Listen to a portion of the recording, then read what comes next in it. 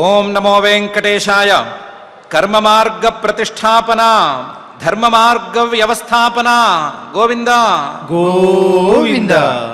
రాగాదిహేతోర్వివిధా క్రియామే నిషిద్ధ రూపా విహితాస్తథాపి కుర్వంతి సంస్కారగణం మనస్యం నివార్య చైతాదిశమే సతత్వం అని భూతభౌతిక ప్రపంచ నిర్మాత అఘటిత ఘటనాపటన మాయాధిష్ఠాత అయిన శ్రీనివాస పరమాత్ముని కర్మల నుంచి విముక్తిని ప్రసాదించవలసిందిగా ప్రార్థించుకుంటూ, తత్వజ్ఞానాన్ని అందించవలసిందిగా కూడా ప్రార్థించుకుంటూ శ్రీశుకుల వారు ఉపదేశం చేసిన శ్రీమద్భాగవతం యొక్క అధ్యయన కార్యక్రమాన్ని ప్రారంభించుకుందాము. ప్రారంభంలో యథాప్రకారం ప్రార్థనా శ్లోకాలను చదువుకుని మంగళాచరణం చేసుకుందాం. శ్రీ గురు ప్రార్థనా. గురుర్బ్రహ్మా గురుర్విష్ణు గురుర్దేవో మహేశ్వరః గురుః సాక్షాత్ పరం బ్రహ్మ తస్మై శ్రీ గురవే నమః. శ్రీనివాస ప్రార్థనా. సుమనోవర పూజ్యాయ సుమనోహృది వాసినే సుమనోభిః ప్రపూజ్యాయ శ్రీనివాసాయ తే నమః. అథ సంకల్పః. శ్రీమదాదివరాహ క్షేత్రే విరాజమానస్య నిత్యశుద్ధ బుద్ధ ముక్త స్వభావస్య లీలాగృహీత విగ్రహస్య శ్రీ పద్మావతీ జానేః అనుగ్రహేణ అస్మాకం సర్వేషాం బుద్ధిశుద్ధ్యర్థం విద్యాభివృద్ధ్యర్థం భక్తి జ్ఞాన వైరాగ్యాది తదనుకూల సర్వసంపత్ సమృద్ధ్యర్థం శ్రీ పరమేశ్వర ప్రీత్యర్థం శ్రీమద్భాగవత పాఠం కరిష్యామహే.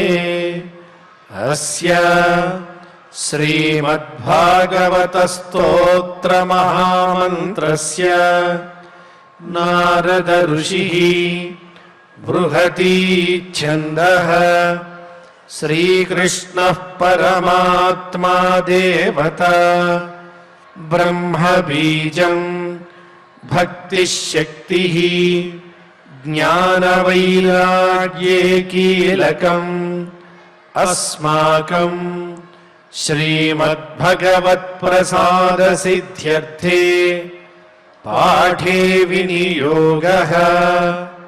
ధ్యానం నారాయణాక్షరపరాధిగమాయ యోగ్యాం వ్యాసప్రసూతశుకశృంఖలయోపదిష్టాం సంసారమూలదలనాయ చిరాయ సేవ్యాం విద్యామిమాం విదత భాగవతాభిరామాం. శ్రీ గురుభ్యో నమః. పురంజనోపాఖ్యానంలోని మొదటి 2 అధ్యాయాలని అంతరార్థాల సమేతంగా మనం ఒకసారి పరిశీలించి చూసుకున్నాం. ఈ పురంజనోపాఖ్యానం ప్రారంభం కావటానికి ముందు నారద మహర్షి గారు ప్రాచీన బర్హి మహారాజు గారి దగ్గరికి రావటం, వచ్చినవాడు నువ్వు ఇన్ని కర్మలను చేస్తున్నావు కదా, ఈ కర్మల వల్ల నీకేం ప్రయోజనం దక్కుతోంది అని అనటం అనేది జరిగింది అని చూసాం. ఈ కర్మల వల్ల నీకేం ప్రయోజనం దక్కింది అని నారద మహర్షి గారు అడుగుతున్నారు అంటే ఆ ప్రశ్నలో చాలా నిగూఢమైనటువంటి తాత్పర్యం ఏదో ఇమిడి ఉంది అని మనం అర్థం చేసుకోవచ్చు. ఈ కర్మల వల్ల నీకేం ప్రయోజనం దక్కుతుంది అని నారద మహర్షి గారు అడుగుతుంటే మనకొక సందేహం కూడా రావాలి. ఈ కర్మల వల్ల నిజంగానే ప్రయోజనమేమీ లేదా, అసలు కర్మలతో ఉపయోగమేమీ లేదా, ఉపయోగం లేని కర్మలనే ప్రాచీన బర్హి మహారాజు గారు చేసుకుంటూ వచ్చారా, లేదా ఎవరు చేసిన కర్మలకే ప్రయోజనమేమీ లేదా అనే సందేహాలు మనకు కూడా రావాలి. అవి తీర్చుకోవటానికి వీలుగానే పురంజనోపాఖ్యానం అనేది సాగుతూ ఉన్నా సరే ఒకసారి కర్మలు, వాటి యొక్క స్వరూపాలు, వాటి యొక్క విశేషాలు, వీటన్నిటినీ కనుక మనం కూలంకషంగా సాధ్యమైనంత మేరకు అధ్యయనం చేసుకున్నట్లయితే ఈ ప్రశ్నలకు ఎన్నిటికో మనకి సమాధానం దొరుకుతుంది. నారద మహర్షి గారు చేసేటువంటి ఉపదేశం తాలూకు సారాంశం కూడా మనసుకి హత్తుకుంటుంది. అందుకని ఈ విచారణను చేసుకుందాము. అందులోనూ ఈరోజు నుంచి 5 రోజుల వరకు సమయాలు మారుతున్నాయని చెప్పుకున్నాం కాబట్టి, కేవలం అరగంట మాత్రమే మనకు సమయం ఉంది అని చెప్పుకున్నాం కాబట్టి, అరగంట సమయంలో ఈ 5 రోజుల పాటు చిన్న చిన్న ముక్కలుగా మనం కర్మలను గురించినటువంటి చర్చా కార్యక్రమం పెట్టుకుందాం. ఈ కార్యక్రమానికి ముందు నారద మహర్షి గారు ప్రాచీన బర్హి గారిని అడిగినటువంటి మాట ఒకసారి చూసుకుంటే, శ్రేయస్త్వం కథమద్రాజన్ కర్మణా ఆత్మన ఈహసే దుఃఖహాని సుఖావాప్తి శ్రేయస్తన్ నేహచ విద్యతే నేహచేష్యతే అని ఉంది. ఇది 25వ అధ్యాయంలో 4వ శ్లోకం. ఈ శ్లోకంలో నారద మహర్షి గారు, నువ్వు కర్మలు చేస్తున్నావు కదా, కర్మలతో ఏం ప్రయోజనాన్ని సాధించాలనుకుంటున్నావు, సుఖప్రాప్త లేదా దుఃఖహాన్య, ఇవేవి కర్మలతో రావు అని అన్నారు. దానికి సమాధానం చెప్పాల్సిన ప్రాచీన బర్హి గారు కూడా ఏమన్నాడు, నజానామి మహాభాగ పరం కర్మాపవిద్ధతే బ్రూహిమే విమలం జ్ఞానం ఏన ముచ్యేయ కర్మభి అని అన్నాడు. కర్మలను ఇంతకాలం పాటు శ్రద్ధగా చేసుకున్నటువంటి ప్రాచీన బర్హి గారు కూడా, నాకు ఈ ప్రయోజనాలన్నీ కర్మలతో వస్తాయి, మీ ప్రశ్నలు బాలేవు అనేమీ అనలేదు. అనకుండా నాకేం తెలియదు, నువ్వే నాకు పరిశుద్ధమైన జ్ఞానాన్ని ఉపదేశం చెయ్యి అని అన్నాడు. నారద మహర్షి గారు భోభో ప్రజాపతయ రాజన్ అని మొదలుపెట్టి ముందు ఈయన చేసిన కర్మల్ని కొద్దిగా కామెంట్ చేశారు. కొద్దిగానే, ఎక్కువేం కామెంట్ చేయలేదు, కొద్దిగా కామెంట్ చేశారు. అలాగే పురంజనోపాఖ్యానాన్ని నడిపించుకుంటూ ఆయా అధ్యాయాల్లో ప్రసక్తి వచ్చినప్పుడల్లా కర్మలు, వాటి యొక్క ఫలితాలు అశాశ్వతాలు, తాత్కాలికాలు మాత్రమే అనే విషయం చెప్తూ వచ్చారు. చివరికి 29వ అధ్యాయానికి వచ్చేసరికి ఆస్తీర్య దర్భై ప్రాగగ్రై కార్త్స్న్యేన క్షితిమండలం స్తబ్ధో బృహద్వధాన్మాని కర్మ నావైష యత్పరం తత్కర్మ హరితోషం యత్ సా విద్యా తన్మతిర్యయా అని 49వ శ్లోకంలో, ఇంతకాలం కర్మలు చేస్తున్నాను అనుకుంటూ ఏదో గర్వంగా కర్మలు చేస్తూ వచ్చావు, అసలు నీ కర్మ గురించి ఏం తెలుసు? కర్మ అంటే హరితోషం, శ్రీహరిని సంతోషపెట్టేదే కర్మ. శ్రీహరిని సంతోషపెట్టకపోతే అది కర్మ కాదు అనే మాట అన్నారు. అంటే మొత్తం వ్యవహారం, వీళ్ళిద్దరి మధ్య ఉండేటువంటి సంవాదం మొత్తం కర్మల మీదే ఆధారపడింది అని తెలుస్తోంది. కర్మలతోనే మొదలుపెట్టారు, మధ్యలో కర్మలను స్పృశించారు, చివరికి కూడా కర్మలను గురించే మాట్లాడుకున్నారు ఇద్దరు. కాబట్టి కర్మలు, వాటి స్వరూపాలు, వీటిని గురించి మనం కూడా కాస్తంత తెలుసుకుని వీళ్ళు ఏం చెప్తున్నారు అనే విషయం అర్థం చేసుకోవాల్సిన అవసరం ఉంది. దాని ప్రకారం కర్మల యొక్క స్వరూప స్వభావాలని ఒకసారి పరిశీలించుకుంటే, కర్మలు ప్రాథమికంగా 2 రకాలు. ఒకటివి ఒక రకం రాగప్రాప్త కర్మాణి అనేటువంటి రకం. రెండవ రకం విహిత లేదా వేద ప్రతిపాద్య కర్మాణి అనేటువంటి రకం. విహిత వద్దు, వేద ప్రతిపాద్య కర్మాణి అనేటువంటి రకం. రాగప్రాప్త కర్మాణి అంటే మనం ఏదో ఒక కోరికతో మనకి ఇష్టం వచ్చిన పనులు చేసుకునేటువంటి విధానం. మనం ఏదో ఒక కోరికతో ఆకలేసినప్పుడు తినటం కావచ్చు, దాహం వేసినప్పుడు తాగటం కావచ్చు, ఇంకొక సందర్భంలో చూడటం కావచ్చు, చేయటం కావచ్చు, ఏమైనా కావచ్చు. ఇవన్నీ రాగప్రాప్త కర్మలు అనే కేటగిరీ కిందకు వస్తాయి. ఇవి కాక వేద ప్రతిపాద్య కర్మలు. వేదంలో ఇలా చేయాలి, అలా చేయాలి, ఇలా చేయకూడదు, అలా చేయకూడదు అని చెప్పినటువంటి కర్మలు, అవి వేద ప్రతిపాద్య కర్మలు అనే కేటగిరీ కిందకు వస్తాయి. కాబట్టి ప్రధానంగా రాగప్రాప్త కర్మలు, మన ఇష్టం ప్రకారం చేసేటువంటి కర్మలు, క్రియలు, వేదంలో ప్రతిపాదితమైనటువంటి క్రియలు అని కర్మలు 2 రకాలు. ఈ 2 రకాల కర్మల్లో రాగప్రాప్త కర్మలు, మనం ఇష్టం కొద్దీ చేసేటువంటి పనులు 2 రకాలుగా ఉండొచ్చు. ఒకటి మంచివి కావచ్చు, ఇంకోటి మంచివి కాకపోవచ్చు. మంచివి కావచ్చు అంటే మంచి చెడు రెండు కాకుండా కూడా ఉండొచ్చు, పర్వాలేదు. మంచివే కావాలి, హితమే చేయాలి అనేం లేదు. చెడు కాకుండా ఉంటే చాలు. చెడు కానివి అలాగే చెడుగా ఉండేవి అని రెండు రకాలుగా ఉండొచ్చు. వేద ప్రతిపాద్యమైనటువంటి కర్మలు విహితాలు, నిషిద్ధాలు అనే రెండు విధానాల్లో ఉంటాయి. విహితాలు అంటే చేయవలసిందిగా వేదం చెప్పేటువంటి కర్మలు, నిషిద్ధాలు చేయకూడదు అని వేదం చెప్పేటువంటి కర్మలు. వేద ప్రతిపాద్య కర్మలు రెండు రకాలు, రాగ ప్రాప్త కర్మలు కూడా రెండు రకాలు. రాగప్రాప్త కర్మలు మంచివి, చెడువి, లేదా చెడువి, చెడు కానివి. వేద ప్రతిపాద్య కర్మలు మంచివి, విహితం చేసి తీరాలి అని చెప్పేటువంటి కర్మలు, అలాగే చేయకూడదు అని చెప్పేటువంటి నిషిద్ధ కర్మలు. మొదలు నిషిద్ధ కర్మలు సంగతి చూసుకుంటే, ఈ రాగప్రాప్తంగా ఉండేటువంటి కర్మలలో చెడు కర్మలు ఉన్నాయి కదా, చేయకూడనివి, చెడ్డవి అని అనుకున్నాం కదా, వాటిని చేయకూడదు అని చెప్పేటువంటి కర్మలు నిషిద్ధ కర్మలు.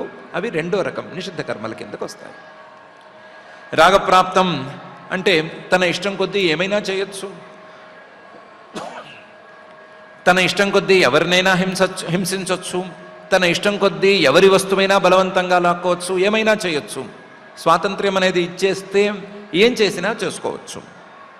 అలా ఇష్టం వచ్చినట్లు చేసేటువంటి ఆ క్రియలలో ఏదైనా చెడుది లేదా కూడనిది ఉంటే దాన్ని నిషేధం చేసి అది చేయకూడదు అని చెప్పేటువంటి కర్మ నిషిద్ధ కర్మ, లేదా అలా చేయకూడదు అని చెప్పేటువంటి భాగం నిషేధ భాగం. ఆ నిషేధ భాగంతో ఈ నిషిద్ధ కర్మలు తెలుస్తాయి.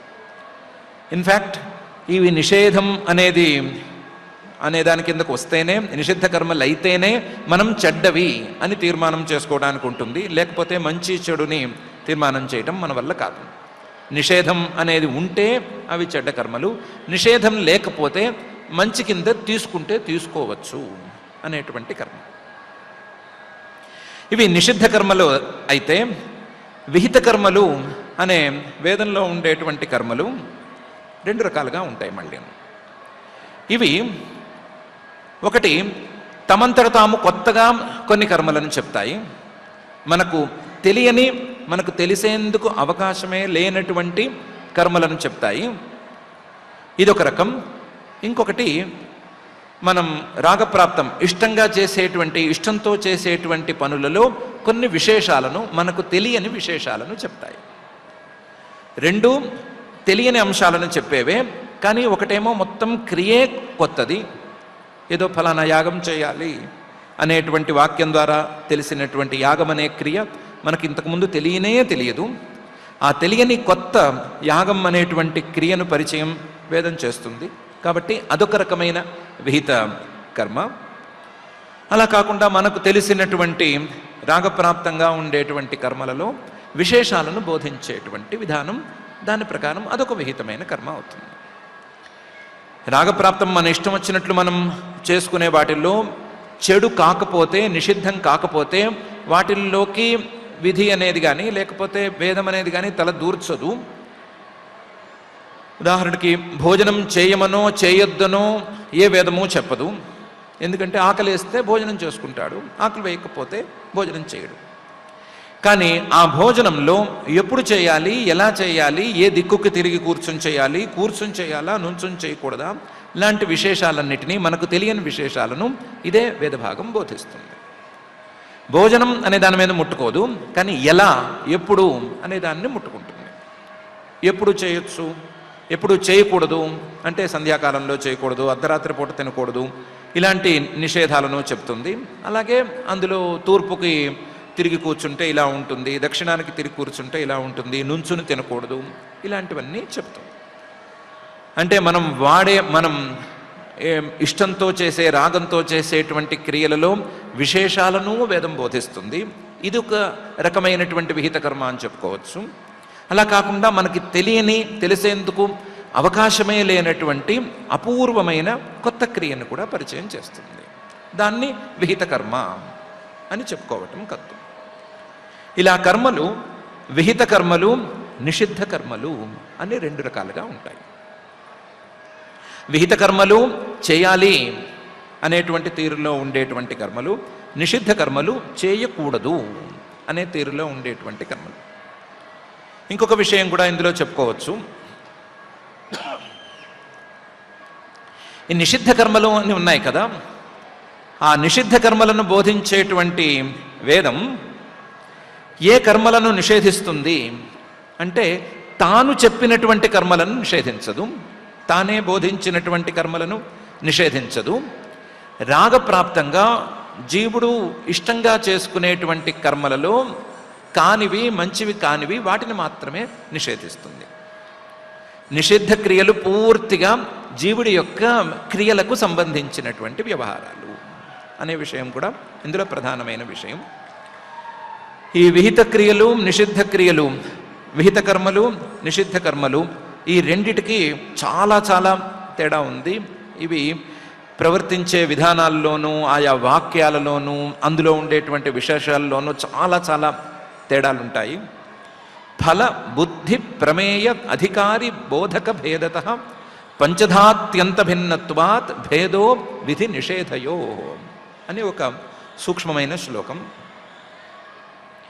విధి అంటే విహిత కర్మ, విహిత కర్మలు వాటి యొక్క ఫలితం వేరుగా ఉంటుంది. నిషిద్ధ కర్మలు వాటి యొక్క ఫలితం వేరుగా ఉంటుంది. విహిత కర్మలు ఇది ఫలానా పని చేయాలి అని వేదం చెప్తే వచ్చేటువంటి కర్మలు, అవి చేస్తే మంచి ఫలితం దక్కుతుంది. నిషిద్ధ కర్మలు ఇవి చేస్తేనేమో చెడు ఫలితం దక్కుతుంది, చేయకుండా ఉంటే, చేయొద్దు అని చెప్తోంది కాబట్టి చేయకుండా ఉంటే గనక ఆ చెడు ఫలితం రాకుండా ఉంటుంది, అంతే. అంతే తప్ప దానివల్ల ప్రత్యేకించి మంచి ఫలితం అనేది ఏమీ ఉండదు. నేను విధి ప్రకారం ఏ పని చెడు పని చేయలేదు కాబట్టి నాకు మంచి కావాలి అంటే అది టెక్నికల్గా కుదిరే పని కాదు. మంచి అనేది ఏ భాషలో రావాలి అంటే వద్దన్న పని చేయకుండా ఉన్నాడు కాబట్టి ఆ చెడు ఫలితం రాలేదు అనే తీరులోనే ఉండాలి. కాబట్టి ఫలతః ఈ రెండిటికి తేడా ఉంది, విహిత కర్మలకి అలాగే నిషిద్ధ కర్మలకి. అలాగే ఈ విహిత కర్మల్లో నేను ఈ పని చేయాలి అనేటువంటి సంకల్పం ఉంటుంది. నిషిద్ధ కర్మలకి నేను ఈ పని చేయకూడదు అనే సంకల్పం కావలసి ఉంటుంది. బుద్ధిలో భేదం ఉంటుంది. నన్ను వేదం ఈ పని చేయవలసిందిగా ప్రేరణ చేస్తోంది అనేటువంటి బుద్ధి విహిత కర్మల్లో ఉంటుంది. నన్ను ఈ పని చేయొద్దని వేదం చెప్తోంది అని నిషిద్ధ కర్మల్లో బుద్ధి ఉంటుంది. ఇది బుద్ధి భేదం. అలాగే ఈ రెండిటి తాలూకు ప్రమేయం అంటే విషయానికి చాలా తేడా ఉంది. ఇదేమో కర్తవ్యం, చేయవలసినటువంటి అంశం, విహిత కర్మ అనేటువంటి అంశం చేయవలసిన అంశం. నిషిద్ధ కర్మ అంటే అది పూర్తిగా వచ్చేసిన తర్వాత చేస్తూ ఉన్న పరిస్థితుల్లో వెనక్కి తగ్గవలసినటువంటి అంశం, పూర్తిగా వెనక్కి తగ్గాలి. ఇదేమో ముందుకు వెళ్ళాలి, ముందుకు వెళ్ళడానికి వీలుగా ఉండేటువంటి అంశం. అదేమో అది ప్రసక్తి వచ్చినా సరే వెనక్కి తగ్గవలసినటువంటి అంశం. చాలా కోపంగా ఉండి ఎదుర్కొంటా తల్లిదండ్రులో గురువులో ఎవరో ఉంటే ఆ కోపంలో ఒళ్ళు తెలియకుండా వాళ్ళని ఏదో అవమానం చేయటానికి మాట్లాడబోతూ ఉంటే ఆ ప్రసక్తి వస్తే పోట్లాట అనేది అంతదాకా కూడా వెళ్ళిపోతే గురువులను తల్లిదండ్రులను ఏమీ అనకూడదు అనేటువంటి వాక్యం, ఆ నిషేధ వాక్యం ఆ స్థితిలో నుంచి పురుషుణ్ణి వెనక్కి రావాల్సిందిగా చెప్తుంది. కాబట్టి వచ్చేసిన తర్వాత, ప్రసక్తి అనేది వచ్చేసిన తర్వాత మరలవలసినటువంటిది ఆ నిషిద్ధ కర్మ అనే దాని తాలూకు అంశం. అలాగే అధికారి, చేయవలసినటువంటి పురుషులు, విహిత కర్మను చేయవలసిన వాడు ఆయా అధికారాలు ఉన్నటువంటి వాడు, ఆయా యోగ్యతలు అర్హతలు ఉన్నటువంటి వాడు విహిత కర్మను చేయాలి. నిషిద్ధ కర్మకు మాత్రం ఇప్పుడు చెప్పుకున్నటువంటి ఉదాహరణ ప్రకారం తప్పుడు పని చేయబోతున్న ప్రతి మనిషి అధికారి అయిపోతాడు. విధికి చాలా అధికారాలు కావాలి, చాలా యోగ్యతలు కావాలి, ఆ పని చేసేటువంటి శక్తి, యుక్తి ఇవన్నీ కావాలి, జ్ఞానం కావాలి, చాలా కావాలి. కానీ నిషేధానికి మాత్రం అలా కాదు. తప్పుడు పని చేయబోతున్నటువంటి ఏ పురుషుడైనా సరే దానికి అధికారి అయిపోతాడు. ఇంకేముంది, అనబోతున్నాడు అని స్థితిలో ఎవరున్నా సరే వాళ్ళందరినీ ఈ వాక్యం వెనక్కి లాగేస్తుంది. కాబట్టి అధికారిలో భేదం ఉంది. అలాగే విహితమైనటువంటి కర్మలను బోధించేటువంటి వాక్యాలు కుర్యాత్ క్రియేత కర్తవ్యం అన్నట్లుగా ఉంటాయి, నువ్వు చేయి అన్నట్లుంటాయి. బోధక వాక్యాలు వేరుగా ఉంటాయి. నిషిద్ధ కర్మలకు సంబంధించినటువంటి బోధక వాక్యాలు నకర్తవ్యం, నక్రియాత్, చేయకూడదు అని ఉంటాయి. స్థూలంగా చూస్తే ఇవి డూస్, ఇవి డోంట్స్. డూ అనే మాటకి, చేయి అనే మాటకి, చేయొద్దు అనే మాటకి మనం లెక్కను చూసుకోగానే చాలా చాలా తేడా ఉంటుంది. చేయి అనే మాట చెప్పాలి అంటే, చెయ్యి అనే మాట రావాలి అంటే దానికి చాలా సహకారులు కావాలి. చేయొద్దు అంటే మాత్రం ఆ పరిస్థితి ఒకటి ఉంటే చాలు. కాబట్టి ఈ 5 ఫల, బుద్ధి, ప్రమేయ, అధికారి, బోధక భేదత పంచధా అత్యంత భిన్నత్వాత్ భేదో విధి నిషేధయో. ఈ విధి నిషేధాలకి, విహిత కర్మలకి, నిషిద్ధ కర్మలకి ఇంత భేదం ఉంది. ఈ విహిత కర్మలు, నిషిద్ధ కర్మలు అనేవి ఇంత ప్రక్రియతో వీటిని బోధిస్తాయి. అందులో విహిత కర్మలు అనే వాటిని బోధించాలి అంటే చాలా చాలా సామగ్రి కావాలి, చాలా వాక్యాలు కావాలి, చాలా వాటిని వరుసలో పెట్టేటువంటి, అలైన్ చేసేటువంటి సాధనాలు కావాలి, చాలా టూల్స్ కావాలి, చాలా విచారణ దానికోసం జరగాలి. జరిగితే విహిత కర్మలు అనేవి సిద్ధమై బయటకు వస్తాయి. దానికి ఉత్పత్తి విధి ఎలా ఉంది, వినియోగ విధి ఎలా ఉంది, ప్రయోగ విధి ఎలా ఉంది, అధికార విధి ఎలా ఉంది అని 4 విధుల్ని తరచు చూసుకోవాలి. ఆ 4 విధులకి కావలసినటువంటి సహకారి కారణాలు సరిగ్గా ఉన్నాయా లేవా అని చూసుకోవాలి. చూసుకుని దాని యొక్క సమగ్ర స్వరూపాన్ని తెలుసుకుని అప్పుడు దాని మీదకి దిగాలి. ఇది విహిత కర్మల తాలూకు వ్యవహారం. నిషిద్ధ కర్మలకు అంత హడావిడేముండదు. నిషిద్ధ కర్మ అంటే దాదాపు అది తయారైపోయింది, ఇంకేమైనా జరగబోతోంది, నో అని చెప్పేస్తే చాలు, వెనక్కి వచ్చేయటం అనేది జరుగుతుంది. 1-2 చిన్న చిన్న మార్పులు తప్ప ఇందులో పెద్ద తేడా ఏమీ ఉండదు. ఇలా వైదికమైనటువంటి కర్మలు లేదా వేద ప్రతిపాద్యమైనటువంటి కర్మలు, విహిత కర్మలు, నిషిద్ధ కర్మలు అని 2 రకాలుగా ఉన్నాయి. వాటిల్లో నిషిద్ధ కర్మలు అనేవి చేయకుండా ఉండాల్సినవి, విహిత కర్మలు అనేవి చేయవలసినవి. రాగప్రాప్తమైనటువంటి కర్మల్లో నిషిద్ధమైతే అవి చేయకుండా ఉండాలి, అవి విహితంగాను నిషిద్ధంగాను కాకుండా ఉంటే పర్వాలేదు అని వదిలేసినట్లుంటే వాటిని చేసుకుంటే చేసుకోవచ్చు, చేసుకోకపోతే మానుకోవచ్చు అనేటువంటి పరిస్థితి స్థూలంగా ఈ 2 రకాల లేదా 4 రకాల కర్మలలో ఉంది అనేది కర్మల తాలూకు ప్రాథమికమైనటువంటి అంశం. ఇక్కడి నుంచి దీన్ని పెట్టుకుని విహిత కర్మలు ఎన్ని రకాలుగా ఉంటాయి, వాటిని అర్థం చేసుకునే విధానాలు ఏమిటి అనే విషయం మీద ఇంకా మనం పైన చర్చ చేసుకోవాల్సి ఉంది. అయితే యథాప్రకారం ఈ చర్చను రేపటి రోజున మనం చేసుకుందాము. ఇప్పటికైతే స్థూలంగా విహిత కర్మలు, నిషిద్ధ కర్మలు, రాగప్రాప్త కర్మలు అనే వాటి మీద మనం ఒక ఐడియా సాధించుకున్నాం. కాబట్టి మనం రాగప్రాప్తంగా అంటే మన ఇష్టం కొద్దీ చేసే కర్మలలో ఏమైనా నిషిద్ధమైన కర్మలు ఉన్నాయా లేవా అని పరిశీలించుకోవాల్సిన అవసరం మన ముందు ఉంది. దాన్ని ఒకసారి పరిశీలించుకుందాం. పరిశీలించుకుని ఒకవేళ గనక అవి నిషిద్ధములైతే వాటిని ఎలా తప్పించుకోవాలి అనే ఆలోచన చేసుకుని విహితాలను మనం తెలుసుకుని ఎలా చేసుకోవాలి అనేటువంటి ఆలోచన చేసుకుందాం.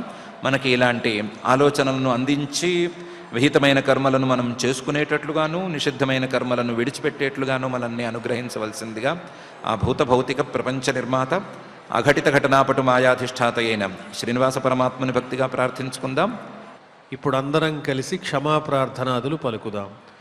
అథ క్షమా ప్రార్థనా